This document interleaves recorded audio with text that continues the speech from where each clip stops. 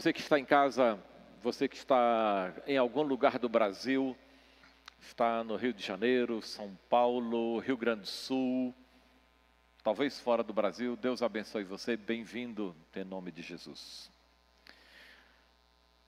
Eu já não sei por quantos domingos nós estamos tratando de um convite de Deus em forma de mandamento para que nós tenhamos algumas características e desenvolvamos algumas qualidades espirituais. Domingo passado trabalhamos com a ideia de pensar nas coisas do alto. E uma das razões por que nós devemos pensar nas coisas do alto é porque nós já estamos lá. Lutero, que é conhecido na história como o grande reformador, diz que todo cristão é cidadão de dois mundos. Todo cristão é cidadão de dois mundos. E eu tendo a concordar com Lutero. Nós somos brasileiros de 2022 e participamos do nosso mundo, mas nós somos cidadãos dos céus. E nós estamos tanto aqui neste mundo sublunar, neste mundo do meu Deus, como nós estamos no mundo espiritual. O livro de Efésios diz que nós estamos, inclusive, assentados nos lugares celestiais com Jesus Cristo, lá. Eu vi um glória a Deus. Alguém andou frequentando uma Assembleia de Deus por aí. Eu ouvi um glória a Deus, ouviu? Eu vi? Tá. É difícil arrancar esse negócio de um batista, né? Nós fazemos parte de dois mundos. Nós estamos aqui e nós estamos lá também. Estamos nesta esfera do físico e participamos da esfera do espiritual. Lutamos por aquilo que é tangível e vivemos na esfera do intangível, do imaterial. Enquanto Camila luta pelo seu casamento futuro, ela já participa de um mundo em que não há casamentos, e não há divórcios, e não há separação, e não há brigas de casais. Olha que glória! Que beleza! Hoje nós temos um outro convite de Deus para nós. E eu acho que nós devemos prestar bastante atenção nesse convite dele. O convite é chegar perto dele. Cheguem-se a Deus. Felipe, põe de novo a capa, eu não sei se é capa, se é folder, da nossa mensagem aí. Cheguem-se a Deus. Aqui no Goiás, nós temos uma expressão de dizer, vamos acabar de chegar. Quer dizer, nós estamos convidando as pessoas a que adentrem o recinto da nossa casa. Vamos acabar de chegar, aproxegue-se, não é? Acheguemo-nos. Para quem é de casa, a gente não faz esse convite. Seria muito inusitado, fora de propósito, que eu dissesse para uma pessoa, aproxegue-se, entre, fique à vontade. Talvez seja mais comum a gente dizer para um entrão, sai do meu quarto, levanta da minha cama. O que você está fazendo usando as minhas roupas aqui? Isso é mais comum para quem tem irmãos. Mas para quem é de casa, o filósofo Joaquim, nosso irmão, tem até uma expressão, eu vou tentar dourar a sua expressão. Né? Quando você é de casa, você faz o de porta aberta. Eu nunca sei o que é e o que é o 2. Então vamos lá. Se você é de casa, você faz pipi. Tem um outro verbo. Se você é de casa, você faz pipi de porta aberta. Porque você é de casa. Agora, se você é de fora, Até para perguntar onde é o banheiro, a gente fica meio sem graça. E eu lembro de um tempo, antes de fazer a operação do meu olho, lá no milênio passado, eu usava óculos bem grossos mesmo. Era o chamado fundão de garrafa. E eu tinha que limpar meus óculos com papel higiênico, porque minha pele é bastante oleosa, então ficava gordura ali, se passar o pano, na verdade mistura o óleo com outra, fica aquela bagaceira. Então. E eu perguntei para um irmão que eu estava na casa dele naquele dia se tinha papel higiênico. E eu não expliquei para quê, eu só perguntei se tinha papel higiênico. E olha, dali a uns 15 minutos, eu vi ele ralhando com a irmã. Você conhece a palavra ralhar, não é? Ele estava brigando com a irmã porque ela não havia colocado papel higiênico no banheiro e eu estava apertado para ir. Eu tive que mais ou menos intervir naquela briga. Disse, olha, não é para fazer o 2. Naquele tempo não tinha essa expressão de fazer 1 ou 2. Disse, não é porque você está pensando, é para limpar meus óculos. Mas veja como você vai pedir papel higiênico na casa dos outros, você já pede assim meio sem graça. E o outro, o dono da casa, recebe essa pergunta muito mais sem graça, assim, como aconteceu esse mico de não ter papel higiênico no banheiro? Isso não acontece com alguém que é da casa. Não acontece. Não pode acontecer. Nós somos de casa. Agora olha de novo a capa. Põe aí de novo, João. Põe a capa. E o dono da casa está falando com o filho. Ele não está falando com o convidado. Ele está falando com o filho. E o convite é... chegue-se a Deus, chegue-se a mim. Como pode? É quase que uma contradição de termos, que você sendo daquela casa, você tenha que receber um convite em forma de imperativo, dizendo, chegue-se, aproxime-se, entre, esteja à vontade, a casa é sua.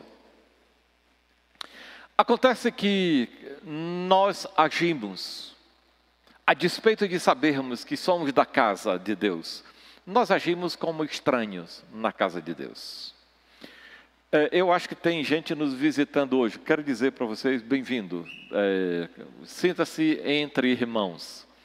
Mas quando você nos visita aqui, e se você não é chegado a uma igreja evangélica, você não sabe se você deve dar um glória a Deus ou um Ave Maria, não é verdade? Se você está numa igreja que não é sua, você não sabe se você pode dizer, aleluia, glória a Deus. Tá? Você sabe? Tá, pode. Pode. Tinha um irmão numa igreja nossa, com a irmã. Ele dizia um aleluia bem forte. E a igreja era mais silenciosa do que essa, porque a igreja lá não usa ventilador. Então o negócio era... E de vez em quando ele disse, aleluia! E um dia, eu curioso, perguntei assim, por que esse irmão diz aleluia quando ninguém diz?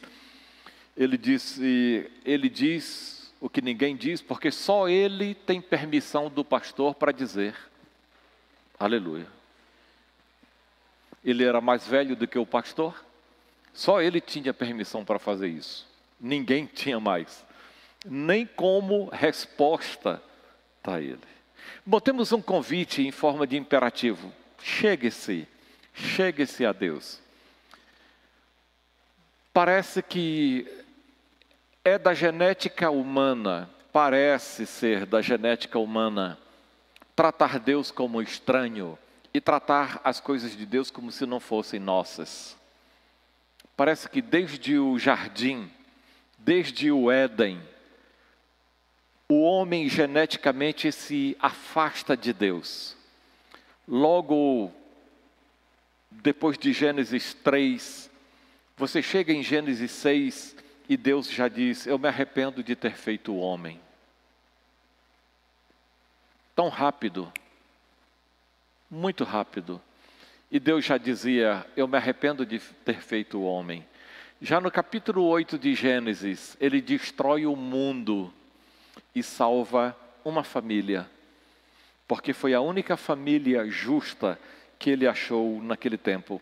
Ele destruiu o mundo, matou os homens, as suas criaturas, salvou aquela família, mas logo, logo aquela família também começou a agir como um estranho diante de Deus. Mais tarde, naquilo que nós chamaríamos hoje de Iraque, Deus chamou um homem chamado Abraão, e chamou para si, e andou com ele, e andou muito tempo com ele, cerca de 100 anos Deus andou com aquele homem. E a partir daquele homem criou um povo que ele dizia que era seu. E ele trouxe os descendentes de Abraão para uma terra que era sua, que ele chamava de Terra Santa. Mas ainda assim, esse povo que Deus criou, esse povo que Deus chamou, se ausentou dele.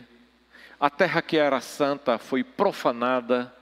Aquele povo que foi criado para viver com Deus, viveu afastado de Deus.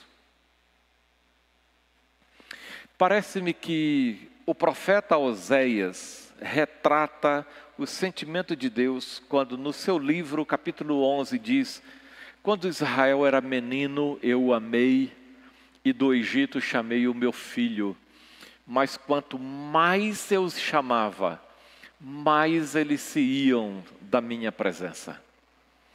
Quanto mais eu fazia coisas para o meu povo, mais eles se afastavam de mim.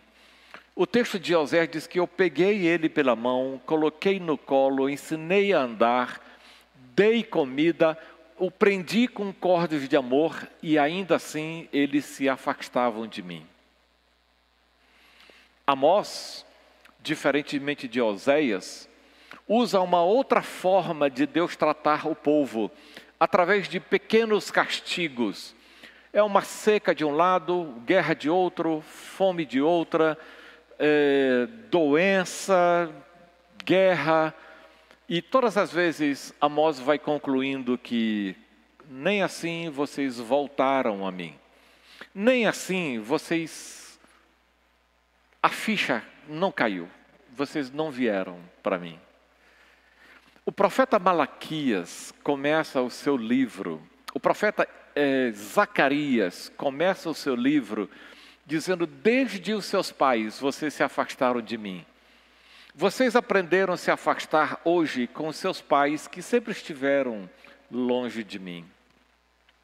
E o profeta Malaquias diz assim: vocês se afastaram de mim. Disse assim: como nós somos fiéis, nós adoramos o Senhor. Disse assim: pois é, até quando vocês me adoram, vocês estão longe de mim, vocês se afastaram de mim.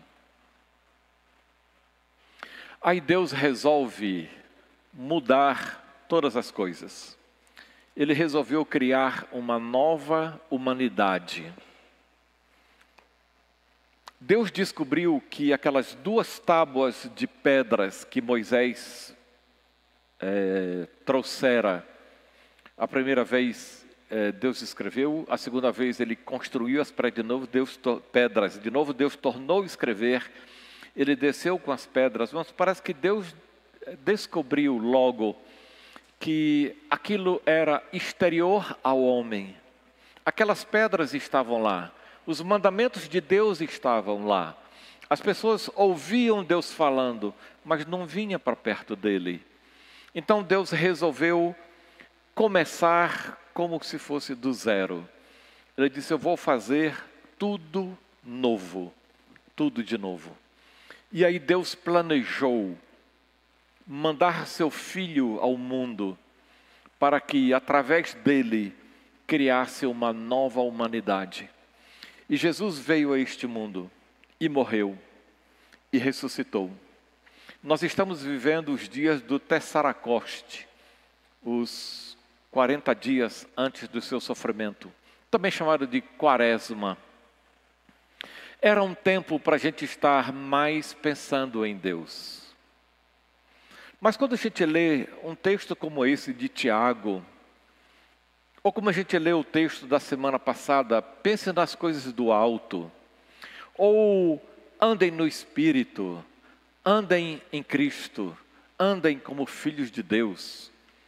E quando a gente vê que muitas e muitas vezes essa nova humanidade que Deus criou para andar junto com Ele é tão errática, é tão desviante, é tão afastadora de Deus como a primeira criação. Entre Adão e eu, nenhuma diferença. Eu me afasto de Deus tanto quanto Adão se afastou. Nós, aqui, provavelmente, neste domingo, temos um domingo que é um dia mais ou menos em que nós prestamos um culto a Deus, mas saímos daqui, desligamos o nosso dial espiritual e vivemos como se Deus não existisse até o próximo domingo. Meu professor hoje se despediu dizendo até domingo que vem. E geralmente nós fazemos assim. Quase sem esperança de vermos-nos durante a semana, a gente se despede até o próximo culto, até o próximo domingo. Mas quando nós dizemos isso, parece que internamente também nós estamos dizendo para Deus assim: Deus, tchau, até domingo que vem, até o próximo culto, até quando der.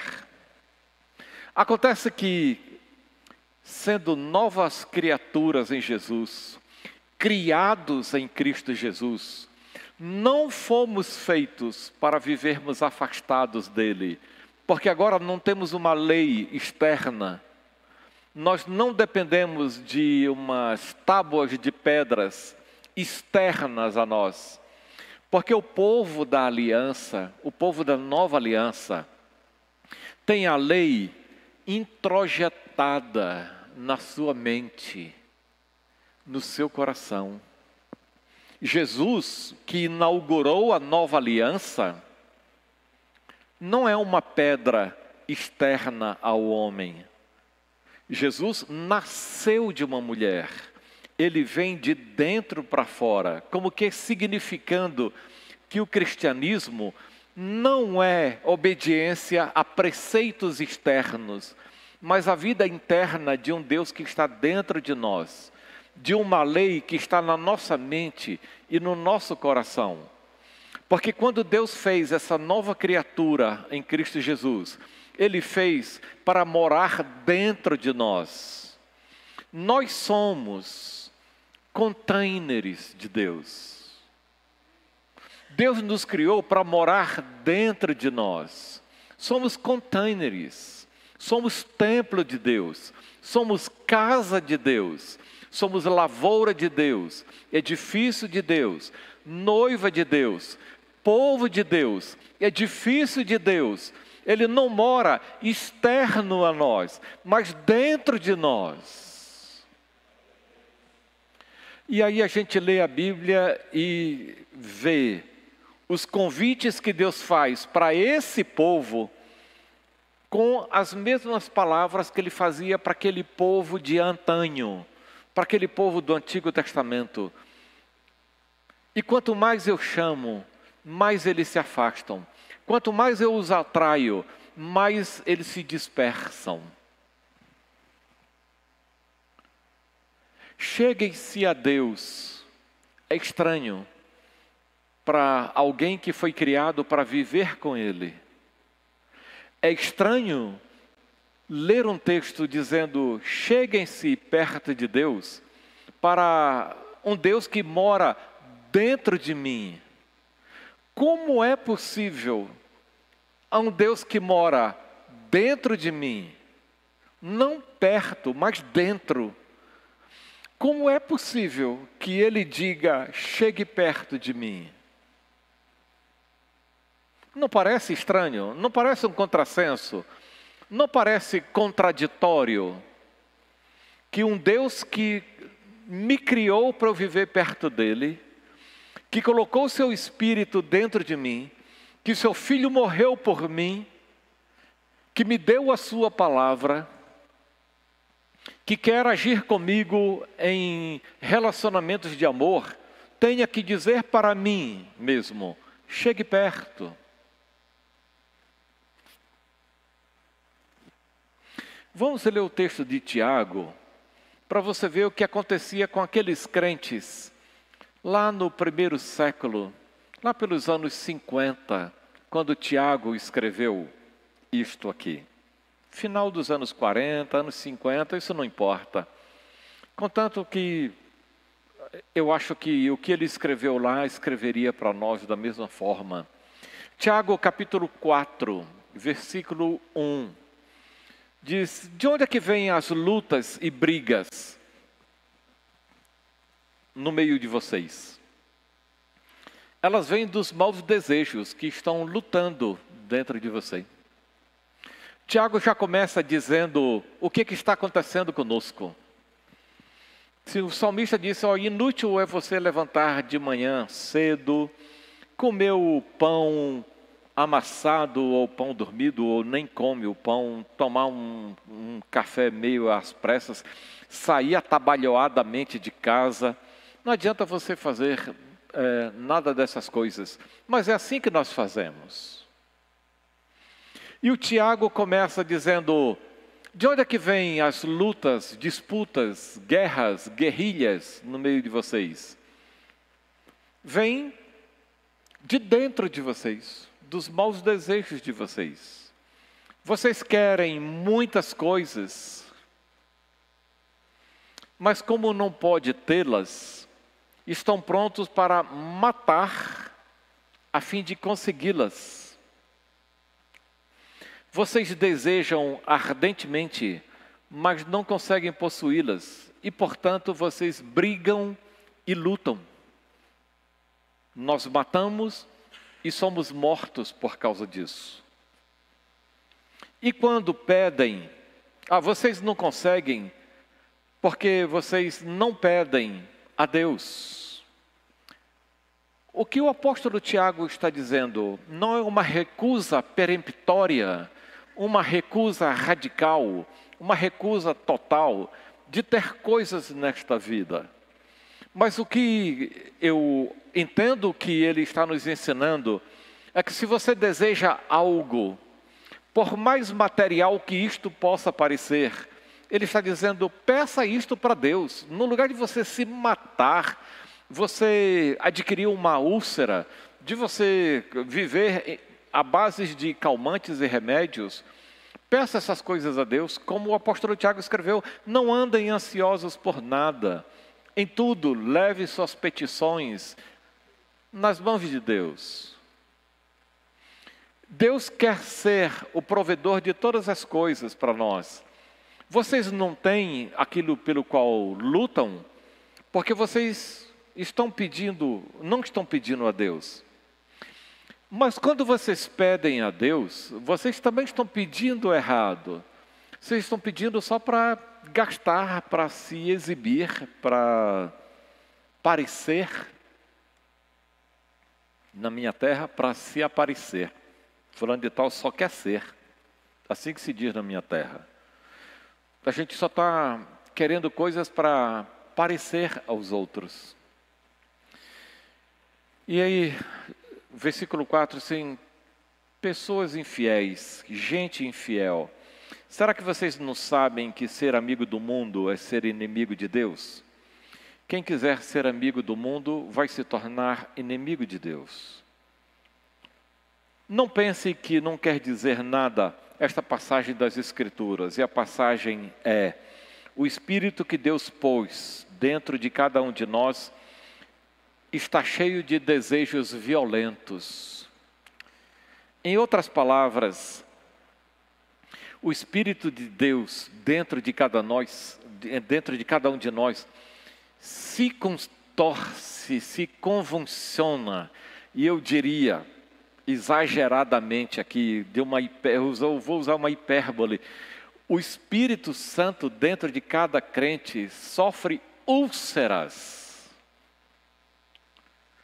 Ele tem corticoides, tem taquicardias, de tanto que ele anseia nos dominar a vida. É como se as doenças que nós adquirimos hoje, é como a doença que o Espírito tem dentro de cada um de nós. É como se nós estivéssemos causando doenças em Deus. Porque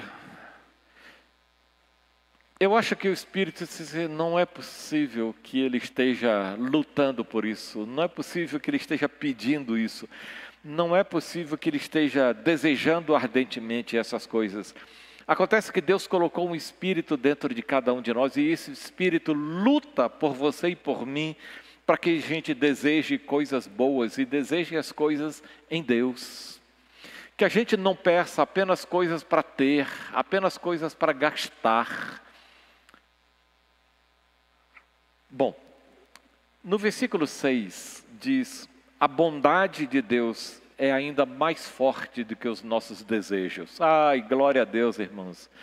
Porque assim como nós desejamos ardentemente ter as coisas, agora eu estou aprendendo que o Espírito de Deus arde dentro de mim, e o que Deus espera de mim é ainda maior do que as coisas que eu desejo. Deus deseja de mim coisas bem maiores do que eu desejo e que peço para Ele. A graça de Deus é muito mais forte do que as coisas que eu desejo. Daí que Deus é contra os orgulhosos, mas é bom para com os humildes. Porque Ele quer conceder aquilo que o seu coração deseja. Mas Ele não quer que você deseje apenas coisas para possuir, gastar, se mostrar, colocar em redes sociais. Deus é contra os orgulhosos, mas Ele concede as coisas às pessoas humildes. Portanto, obedeçam a Deus. E aí vem a primeira recomendação desse Deus que está em nós, desse Deus que está dentro de nós, desse Deus que nos criou para andar com Ele. E agora Ele diz: obedeçam a Deus. E aí eu pergunto: mas eu estou sendo desobediente? E antes que eu me coloque numa posição em que eu coloque Deus como mentiroso, é preferível que eu afirme que eu não sou tão obediente a Deus. Pois Ele diz: obedeçam a Deus e enfrente o diabo e ele fugirá de você. No fundo, crentes que cantam a Deus, que oram a Deus, que andam com Jesus Cristo, que tem o Espírito dentro dele, na verdade, esses crentes estão muitas vezes sendo dominados pelo diabo. São dominados pelos desejos daquilo que Satanás vai colocando na nossa cabeça, vai colocando necessidades sobre necessidades, vai criando necessidade de que nós precisamos disso ou daquilo outro. O que o apóstolo Tiago está tratando aqui é de um conflito eterno na vida do homem. Acontece que em Jesus Cristo, Deus decretou que essas coisas não teriam força sobre você. Em nome de Jesus Cristo, eu digo que Deus vai conceder estas coisas, mas não quer que você se adoeça por causa dessas coisas que você deseja. O que Deus quer, na verdade, é suprir todas as coisas a partir do momento que você esteja satisfeito nele. Porque a graça de Deus é maior do que o seu desejo. O que Deus deseja para você é maior do que você deseja ter. O desejo de Deus é que você conquiste coisas maiores do que aquelas que você deseja ter. Obedeçam a Deus e enfrentem o diabo. Diz assim: mas eu tenho desejos pecaminosos? Eu tenho desejos pecaminosos, sim. A grande sacada é reconhecer que internamente eu desejo as mesmas coisas que alguém que não conhece a Deus. Internamente, pessoalmente, eu tenho os mesmos desejos de não vir para um culto que você tem. internamente, eu penso 2 ou 3 vezes assim, será que vai valer a pena eu me preparar durante a semana, orar a Deus, ler a palavra e trazer a mensagem para os meus irmãos? Há coisa de 3 semanas atrás, colocaram um texto do meu colega pastor Isaltino Gomes Coelho Filho. Ele foi meu pastor na igreja do Lago Norte. Ele fez a apresentação do meu filho. Convivemos muito tempo, ele foi meu professor, depois fomos colegas na faculdade, e eu professor junto com ele. Ele me pastoreou na igreja do Lago Norte. E esse texto do pastor Isaltino diz o seguinte: alguém chegou para ele e disse assim, você já está quase deixando o pastorado, qual é a grande tristeza ou a grande decepção que você tem como pastor? Ele disse, só uma. É que semana após semana eu me mato para pregar um bom sermão para os crentes da minha igreja e eles saem de lá como se tivessem não ouvido nada. Eu prego e quem ouviu o pastor Isaltino ouviu boas coisas de Deus. Mas a grande reclamação do pastor Isaltino ao longo dos anos é, eu prego e as pessoas saem como se não tivessem ouvido nada. No outro domingo, eu torno me esforçar para tornar pregar boas coisas. E os crentes tornam agir como se nada tivessem ouvido. O apóstolo Tiago, antes do pastor Isaltino fazer essa reclamação em forma de texto, já escreveu pelo Espírito de Deus, obedeçam a Deus, enfrentem o diabo e você vai ser um vencedor na vida. Obedeçam a Deus, enfrentem o diabo, você vai começar a ter vontades mais santas, desejos mais santos, pedidos mais santos. No versículo 8, cheguem a Deus, cheguem perto dele e ele chegará perto de você. Limpem o coração, hipócritas. E aí Tiago dá uma de Tiago. Ele vai fundo. Ele sabe que algumas vezes nós estamos vivendo a vida cristã apenas como uma casca. Mas de novo, eu quero falar de esperança hoje, porque você que está aqui, o que você está ouvindo é do coração de Deus. Você foi criado. E você está aqui hoje para ouvir que Deus quer viver da forma mais próxima de você. E que Ele sente a sua falta. Eu comecei falando hoje do Jardim do Éden. Naquele dia que Adão se afastou de Deus pela primeira vez, diz que Deus veio gritando o nome de Adão.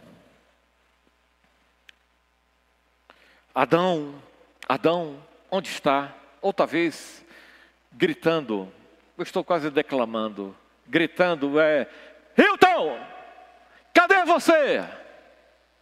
Onde você está? E quando você está na floresta, a sua voz pode ser abafada por causa das árvores, por causa das folhas. Cleison! Cleison! Cadê você? E Deus continuou gritando.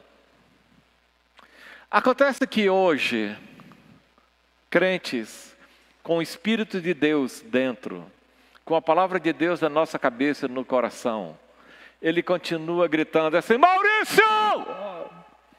E aí, cara? Bete! Não toca no outro. Coloque-se dentro disto. João Pedro! E aí, maluco? E aí? Você que vibra com as coisas, ou fica triste com as coisas, tem uma coisa só, alegre-se em mim. Você está pedindo coisas bobas, coisas tolas. Ontem eu fui falar numa outra igreja, pessoas abençoadas. Só gente abençoada. O pastor que me convidou tem um filho de 22 anos. E o negócio estava bom. Olha, sabe essa reclamação que eu faço de vez em quando que vocês me olham com um cara, como diria Agildo Ribeiro, de múmia paralítica? Nessa igreja, todo mundo se move. E aí eu perguntei para o pastor, meu amigo, pelo filho dele. Ele disse assim, está em casa, está estudando. Eu disse, entendi. Entendi. Vale para todo mundo, não vale para meu filho. Ele tem que estudar. O que é que ele faz? Ele estuda na UNB. E aí eu fico pensando num grito de Deus. Porque o grito de Deus, lá nas priscas eras do Éden, é o grito de Deus hoje para mim. João Pedro! Chegue-se! E se você quer saber quanto uma semana é curta, não é quando você tem muitas atividades, é quando você descobriu que já chegou o outro domingo. E aí o líder pergunta para o seu liderado, e aí essa semana, o que você leu? Esse cara não lê nada. O que aconteceu? As coisas de escola, um futebol, um piquenique. Logo, logo chega o outro domingo. Logo, logo chegará um outro mandamento. Quero que eu dê spoiler sobre o próximo mandamento?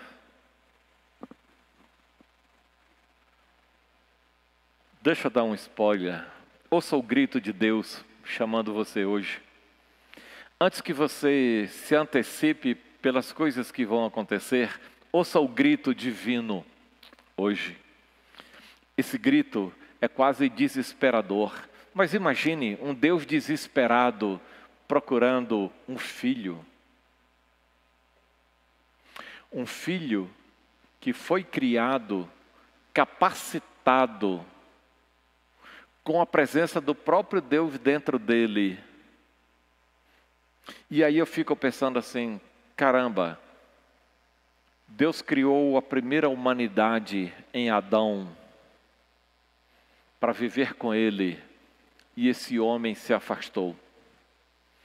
E aí Deus criou o segundo homem, o segundo Adão, e eu sou descendente do segundo Adão. E ele diz assim, agora não vai acontecer mais isso. Aí eu leio a Bíblia e ouço Deus gritando de novo. Mike!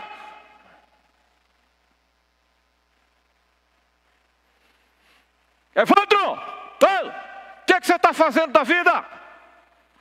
O grito de Deus, de Tiago, é o grito de Deus de Moisés, lá no jardim do Éden. E aí fica um Deus rouco, parecendo um técnico de futebol, gritando, feito um porco esfaqueado, no banco de reserva, para um jogador perna de pau, que ouve, mas não sabe fazer o que o técnico está querendo. Você não foi criado para viver longe de Deus. Dito de forma positiva, você foi criado para viver o mais perto dele possível, porque ele está dentro de você, criatura. Eu diria que na nova genética divina, seria impossível que nós vivêssemos afastados de Deus. Porque, como eu falei, a lei não é mais externa, é interna. Deus não está fora, mas dentro. Está na minha mente, está no meu coração. E Ele continua gritando. Cheguem-se a mim. O que você vai fazer a partir de agora? Você talvez tenha duas possibilidades. Esqueça tudo isso que eu falei. Espere o próximo domingo. Ou então, preste atenção no grito divino. Porque pode ser que você seja um nome que ele esteja gritando.